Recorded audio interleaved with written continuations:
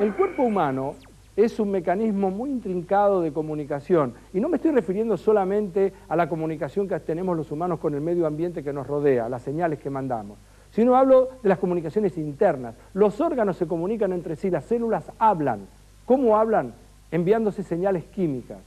De hecho, por ejemplo, las neuronas, que son las células más excitables, aprovechan al máximo ese poder de comunicación química. Nosotros lo que hicimos es ir a la Facultad de Ciencias Exactas y Naturales, que depende de la Universidad de Buenos Aires, y fuimos a hablar con Roberto Echenique, que es uno de los investigadores de lo que se llama el INQUIMAE, y tengo que leer. Son las iniciales de Instituto de Química Física de los Materiales, Medio Ambiente y Energía. Nosotros fuimos a la facultad, fuimos al laboratorio al INQUIMAE, llevamos una cámara y en tiempo real tratamos de filmar para saber si podíamos descubrir, ellos nos podían mostrar cuál es ese tipo de comunicación entre las células. Y esta es la nota.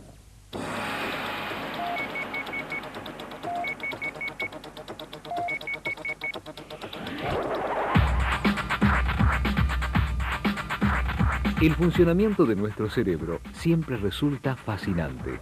Por eso visitamos un laboratorio especializado en el estudio de moléculas neuronales que desde el año 2000 desarrolla una investigación de avanzada.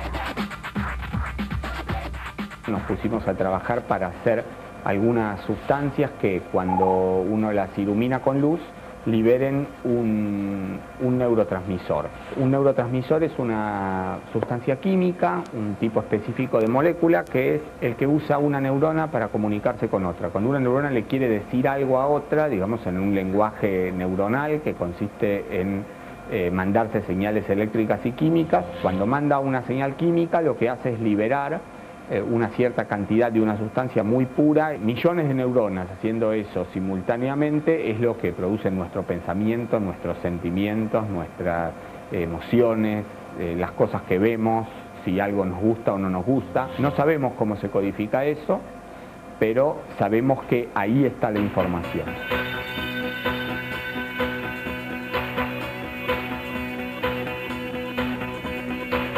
Cuando nosotros iluminamos con un láser bien enfocado, en el lugar donde el láser pega, nuestro liberador molecular se rompe en dos mitades. Una de las mitades es un neurotransmisor. Es como si otra célula, que en realidad no está, le hubiera mandado una señal.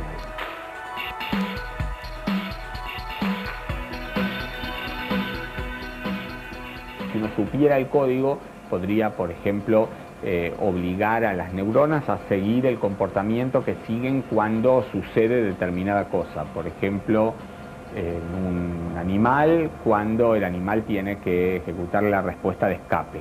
O, por ejemplo, mover las patas.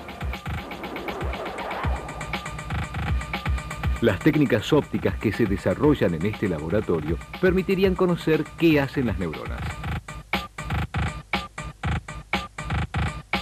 Y entonces tener una comunicación entre un cerebro más grande, más chiquito, o un grupo de neuronas aislado y una computadora, por ejemplo. Y entonces poder empezar a entender cómo funciona el código. Pero para eso tenemos 10, 20, 30, 50, 100 años.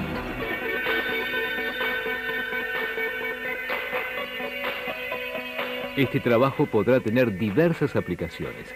Una de las más importantes será en tratamientos posoperatorios, después de una sección de médula o de nervios.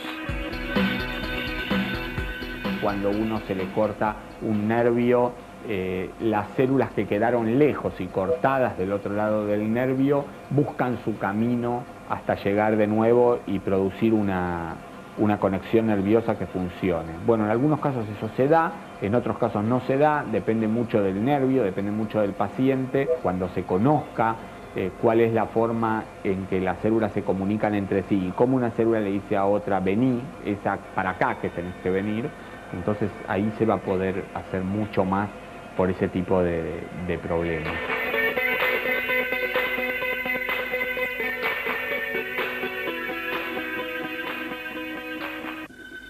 Uno no puede dejar de hablar de los